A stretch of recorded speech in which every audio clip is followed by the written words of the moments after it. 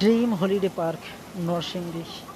24 সালের অক্টোবরে আমরা কোম্পানির কনফারেন্সে নরসিংদীতে গিয়েছিলাম ড্রিম হলিডে পার্কে।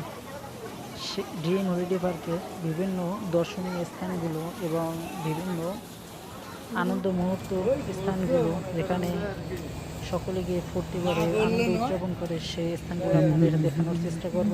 এখানে আদর্শ গ্রাম রয়েছে, আদর্শ গ্রাম রয়েছে, এইটাই দেখা যায়। আরও বিভিন্ন আপনার স্থান রয়েছে যেগুলো এক এক ভিডিওর মাধ্যমে আপনাদেরকে দেখানোর চেষ্টা করব। 4 একর আপনি সম্পূর্ণ ভিডিওতে সবাই দেখুন।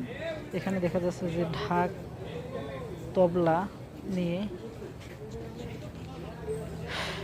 ভাস্কর্য বসে আছে, বাম পাশে এক গিটার নিয়ে, এবং এখানে দেখা যাচ্ছে যে পালকি নিয়ে দাঁড়িয়ে আছে, যেগুলো পালকিটা সম্পূর্ণ চেন দিয়ে তৈরি।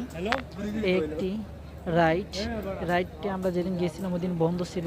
এই রাইডটি উঠলে অনেক ভয়ানক লাগে যতটুকু শুনেছি, এবং রাইডটি এই প্রান্ত থেকে ওই প্রান্ত ঘুরতে থাকে।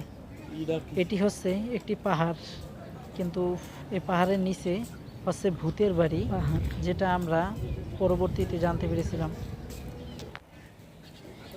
ড্রিম হলিডে পার্কের মূল ভাস্কর্য। এখান থেকে উপরে হলিডে পার্কের পদ্মা সেতুর অংশ একটু দেখি আমরা সাফারি স্পিড বোট এবং উপর থেকে স্কাই ট্রেনের উপর থেকে দেখি ওঠার চেষ্টা করি, যেটা আমরা এখন উপরে ওঠার চেষ্টা করব পাহাড় বেয়ে। উপর থেকে সকলে অনেক ফটো তোলায় ব্যস্ত করব, এবং পাহাড়ে ওঠার সিঁড়িগুলো দেখি আমরা স্কাই ট্রেনের করা হয়েছে, ওঠার চেষ্টা করব আদর্শ গ্রামের। ঝর্ণায় যেভাবে পাথরগুলো থাকে প্রাকৃতিকভাবে, সেইভাবে ডান পাশের পাহাড়ে না গেলেও পাহাড়ে ওঠার ফিলিংস গুলো আমরা নিচ্ছি। এপাশে মসৃণ সিঁড়ি, এপাশ থেকে ওঠার চেষ্টা করেছিলাম, কিন্তু এখান থেকে আমরা সাকসেস হতে পারিনি।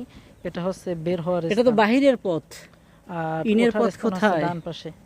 দেখি একটু চেষ্টা করি এখান থেকে ঢুকতে পারি কিনা। তাই আমরা ডান পাশ থেকে উঠতেছি। আমি যেটা বলছিলাম যে ঝর্ণার মতো পাহাড়গুলো এইভাবে করা, হয়তোবা কোনো সময় এখান থেকে পানি ছাড়া হয়, এই জন্য ডিজাইনটা এইভাবে করা।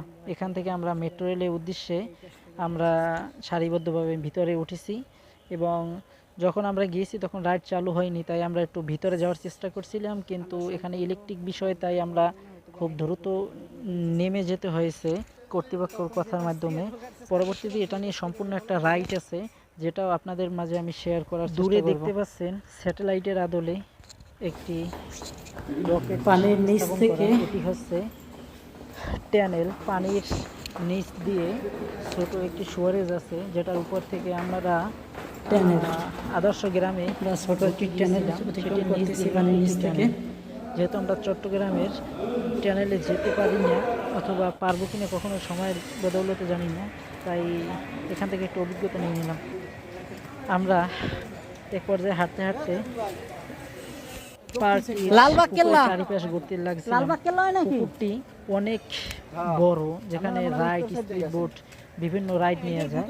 এটি লালবাগ কেল্লার আদলে একটি বড় স্থাপনা তৈরি করা হয়েছে। পরবর্তী ভিডিও আপনাদের মাঝে শেয়ার করব, সাথেই থাকবেন।